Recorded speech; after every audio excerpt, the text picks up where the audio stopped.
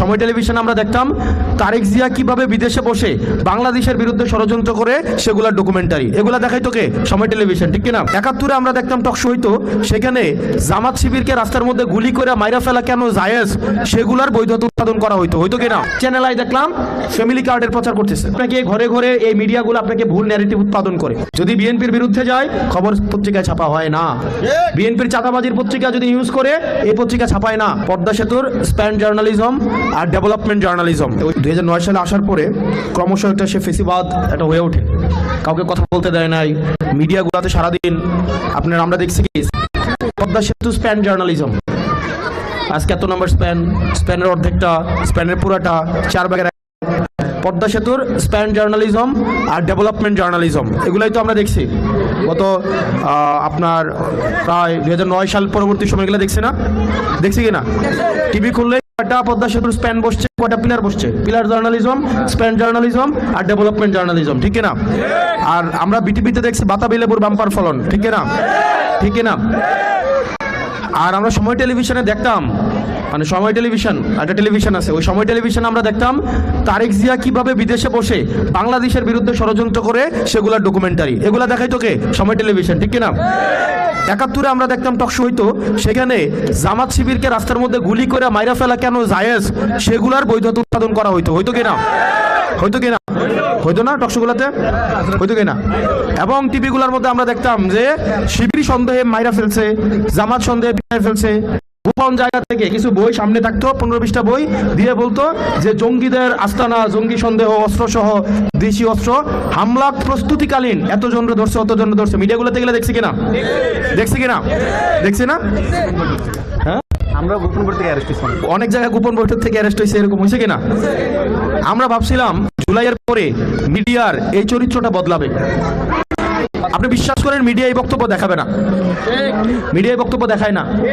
কারণ মিডিয়া কি দেখাবে জানেন? আমি আপনাকে একটা ডকুমেন্টারি দেখাই, হ্যাঁ, মানে পয়রা শোনাই। গত পরশুদিন প্রথম আলো করছে, প্রথম আলো যে নিউজ করছে রাজনৈতিক বিষয়ে, টোটাল রাজনৈতিক বিষয়ে নিউজ করছে আপনার বিএনপির সংবাদ টোটাল প্রচার করছে 6টা। কয়টা? 6টা। জামাতে ইসলামের প্রচার করছে মাত্র 1টা। কয়টা? 1টা। স্বতন্ত্র প্রার্থীর প্রচার করছে 1টা। বিএনপির টোটাল ছবি ছাপাইছে 5টা। কয়টা? কয়টা? 5টা। জামাতে ইসলামের ছবি টোটাল ছাপাইছে 1টা, স্বতন্ত্র প্রার্থীর ছবি ছাপাইছে 1টা। ছাপাইছে না?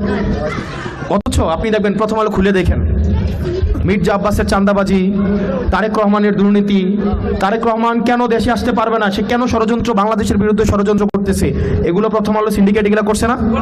করছে কিনা? আমরা ডেইলি স্টারের সম্পাদককে আমরা বলতে শুনি নাই ডিজিএফআই নাকি হচ্ছে ওনাকে স্লিপ পাঠাইছে এবং উনি এগুলো হচ্ছে পত্রিকায় প্রচার করছে এবং উনি এটাকে বলছিল ব্যাড জার্নালিজম, বলছে কিনা? বলছে কিনা? এখন আবার তারাই হচ্ছে এখন কোলে উঠা বসছে। এখন দেখবেন বিএনপির মুখপাত্র হয়ে উঠছে সময় টেলিভিশন, হয়েছে না? হয়েছে কিনা? যারা এত বছর তারেক রহমানকে সন্ত্রাসী হিসাবে ডকুমেন্টারি বানাইছে ওই সময় টেলিভিশন মাপ চাইছে কারো কাছে? মাপ চাইছে? আজকে দেখবেন টিভি খুললেই আপনার জাতীয় টেলিভিশনগুলো, যেমন চ্যানেল আই নামে একটা চ্যানেল আছে না? আমার এই টেলিভিশনগুলো দেখতে পারে না, আমি স্পষ্ট কথা বলে ফেলি সরাসরি। জনগণ এখন সাংবাদিক হয়ে উঠছে কিনা? জনগণ এখন মিডিয়া হয়ে উঠছে কিনা?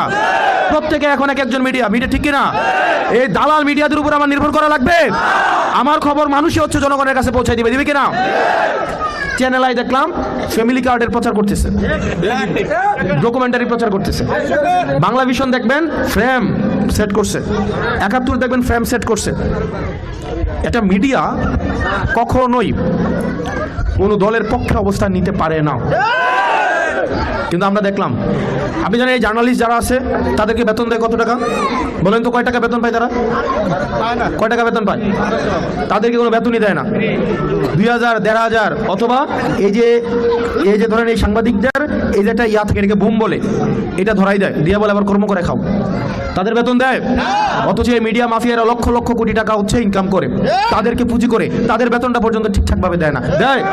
তারা ইংল্যান্ডে তার আবার কথা বলে না। তাদের বেতন দেয়? ৩-৪ হাজার টাকাও বেতন দেয় না। নীতি কথা মারায় এই মিডিয়াগুলা। এই কারণে প্রিয় বাংলাদেশবাসী, এই মিডিয়া, এই span media, pillar media, development media, যারা এত বছর ধরে বিএনপি জামাতকে হত্যাযোগ্য করে তুলেছিল, আজকে আবার তারাই তেলবাজি নিয়ে, তেলের ক্যান্টিন বলে না, একদম কন্টেন নিয়ে, গ্যালেন নিয়ে এই মিডিয়ার দ্বিচারিতা বাংলাদেশ মনে রাখবে। এই কালের কণ্ঠ, প্রথম আলো, তারপর হচ্ছে এই যে সময় টেলিভিশন, বাংলা ভিশন, আমি যেটা সত্যি দিতে পারবেন না। আপনাদের এই দ্বিচারিতা আমরা মনে রাখবো।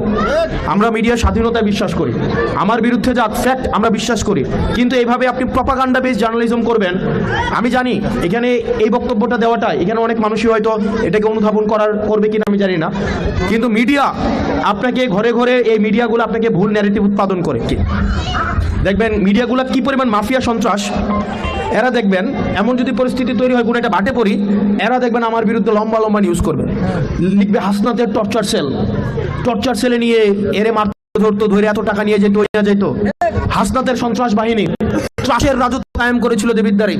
এখন ধরেন এটা হচ্ছে এই ধরনের হচ্ছে প্রপাগান্ডিস্ট মিডিয়া। তবে আমাদের অনেক সাংবাদিক আছে এখানে নিরলসভাবে মাঠে ঘাটে পরিশ্রম করে, তারা নিরপেক্ষভাবে সাংবাদিকতা করতে চায়, তারা চায় জনগণের কাছে খবরটা পৌঁছাইতে। আমার কাছে অনেক সাংবাদিক বলে যে ভাই এই খবরটা দিছিলাম, ছাপাই নাই বা নামাই দিচ্ছে, কি করবো বলেন? যদি বিএনপির বিরুদ্ধে যায়, খবর পত্রিকায় ছাপা হয় না। বিএনপির চাঁদাবাজির পত্রিকা যদি নিউজ করে, এই পত্রিকা ছাপায় না। বিএনপির চাঁদাবাজি যে ছুরি দিয়া পুষ দিয়া কি করো, পুষ দিয়া 326-এ মামলা করো, শুনছেন না আপনারা? শুনছেন না? অর্থাৎ আমাদেরকে ফাঁসানোর জন্য কি বলতেছে, একটা হিরোইন ভাড়া করো, তারে পুছায়া কি করো, মামলা করো। এই নিউজ কোথায় দেখছেন? নিউজ কোথায় দেখছেন? ছাপাবে না। এই মিডিয়াগুলোর দলবাজি আমরা মনে রাখবো। আপনাদের বিশ্বাসযোগ্যতা নাই, আপনারা মিডিয়ার যারা আছেন আপনাদের বিশ্বাসযোগ্যতা নাই। আপনারা কাদের চামবাজি করেন, তেলবাজি করেন, এগুলো জনগণ বুঝে। এই কারণে মানুষ এখন মিডিয়ার সংবাদ দেখে না, এগুলোরে বুঝেই নাই যেগুলো হচ্ছে প্রপাগান্ডা। আর আমি সাংবাদিকদেরকে বলবো, আমরা আপনাদের স্বাধীন, নিরপেক্ষ এবং বস্তুনিষ্ঠ সাংবাদিকতার জন্য